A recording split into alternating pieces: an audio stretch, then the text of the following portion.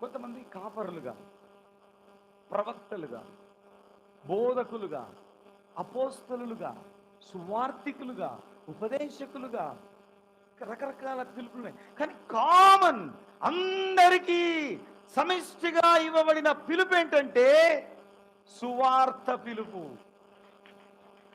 అపోస్తలుడైన సువార్త చెప్పి ఆత్మలను దేవుళ్ళకి నడిపించాల్సిందే. కాపరి సువార్త ప్రకటించి దేవుళ్ళకి నడిపించాల్సిందే. అక్కడ వంటలు వండుతున్నారు చూసారా, ఆ వంటలు వండుతూ పరిచర్య చేస్తూ సంఘంలో డీకన్స్ గా ఉండి పరిచర్య చేస్తున్నటువంటి వారు కూడా వెళ్ళి సర్వ సృష్టికి వెళ్ళి సర్వలోకానికి వెళ్ళి సువార్త ప్రకటించాల్సిందే. అందరికీ ఇవ్వబడిన పిలుపు సువార్త పిలుపు. భిన్న భిన్న ధర్మాలు ఉన్నాయి, భిన్న భిన్న పనులు ఉన్నాయి.